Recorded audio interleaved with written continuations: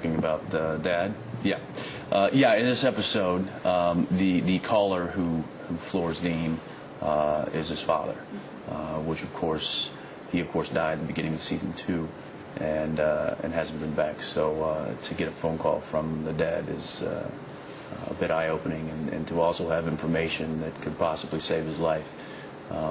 He's more than willing to accept it, especially it coming from his father. So that kind of sets his head in a spin, and he starts trying to figure out how he's going to deal with it and what he's going to do and where he's going to go, and waiting for the phone call to find out where the demon is. So that's what we're filming today. So some intense scenes. Yeah, long intense scenes. Long intense. Yeah, I think we just finished filming a 4.5-pager. Yeah. Amazing, actually. Thank you. Wonderful to be a part of this. And this set. Lost my voice a little in the middle of that. Yeah, need some water? No. In the middle of the scene, I was filming. I was yelling, and it's one of those things. Yeah, it's like. And this scene, this set, this is special too. Yeah, this set has kind of been used several times. Supernatural is a traveling road show, it's a traveling show in a sense, where the brothers are constantly traveling, going town to town. So we're constantly having to make our sets and our locations look different. We can't have standing sets. This isn't like a show where the living room and the bedrooms are always the same. I mean, we're never in the same place twice. So but this particular set is for a very interesting episode, though, right? Yes, yeah. This set, like I said, it's been changed to work in several different shows, but most recently, the show we just finished filming, the episode 13, was quite a different experience for everybody involved on the show. We basically took all the film cameras out, took all the lighting out, took all of the marks out, took all of the crew out, gave the actors handheld high definition cameras, and all of the scenes were filmed that way.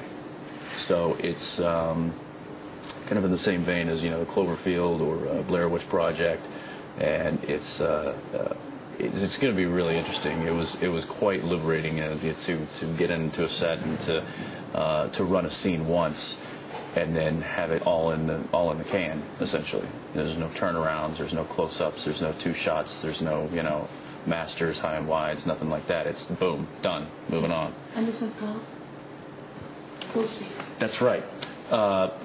This one's called Ghost Facers. So many. Do you have so many, like up to 60, I'm sure I've counted. Do you have a memorable episode or a favorite episode or something that sticks out? When you work kind of just back to back to back to back to back, they all become kind of one episode. So there's certain little things, and the way my memory works, there's certain little things that they kind of separate them from each other. Whether it was a scene I had, or whether it was a character that guest starred that episode, or this and that. It's crazy when you're going this hard and this strong for 9 months, I think, out of the year. Firing off 22 episodes, and then you get 3 months off, and then you're right back in the hole. So, but they, as far as memorable episodes, the ones that really stand out to me the most were the ones in the beginning, simply because that's when the characters were starting to be developed. That's when our crew was coming together. That's when we found Kim Manners and brought him on the show, and that's when Bob Singer joined the show, and that's when these really kind of key players all started coming together, and it was just the excitement of this can be something great. Do you remember a particular scene or something that happened, or a relationship that you had? Well, there was one episode called Dead in the Water, and it was the beginning of the first season, and it was actually the first episode that Kim Manners directed. So it kind of has a couple of meanings. It was the one that kind of gave us him, which is he's been just an extremely valuable player on the show, and it was also probably the most, or I'd say the best episode that kind of explained Dean's character.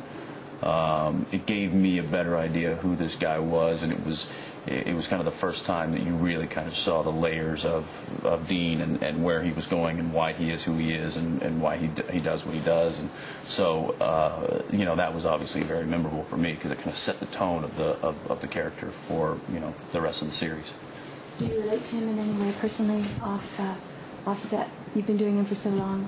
Does he seep into you? He has. I'd say in the beginning, I kind of used a little bit myself to kind of figure out what to do, but as time has progressed, and after episode, he's definitely kind of taken on a character of himself, and he is definitely a character that I play.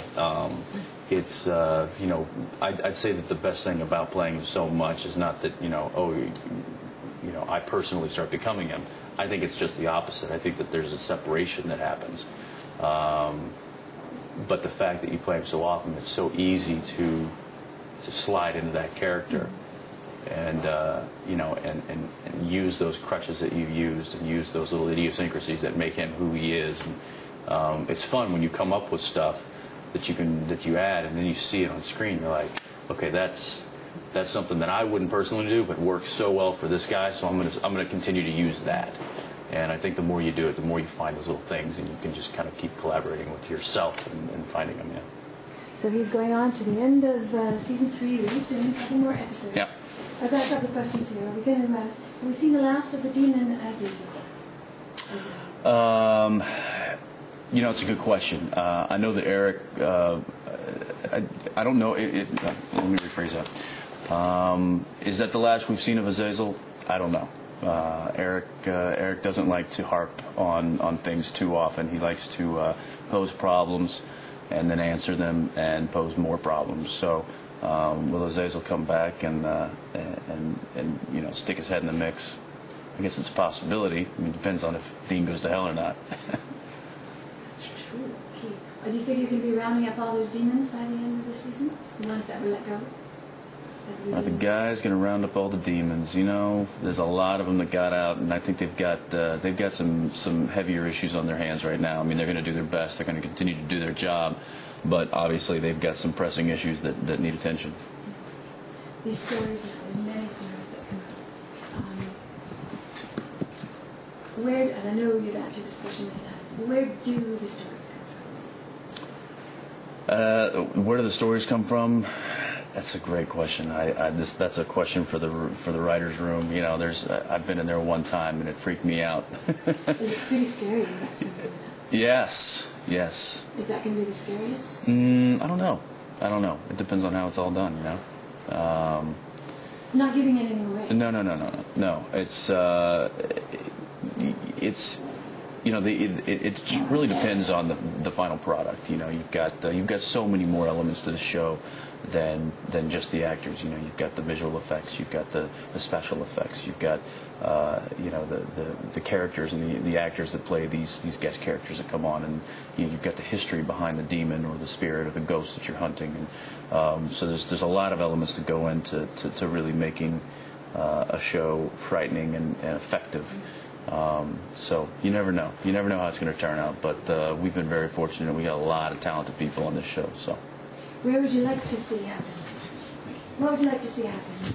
Tell us a little bit about where you're heading in the future. Or is that a surprise for you? I don't like to make predictions on what's going to happen. I find that when I do, or if I do, I just completely eat my words. So I just kind of let the creativity and the storylines and the scripts. I trust the writers, and they haven't let me down yet. I mean, those guys, that's what they do, and they're professionals, and they're very, very, very good at their job. And, I'm very fortunate to have those words being written for me. So you think they can come up with more urban legends? I think that's kind of what I was asking about. Oh, I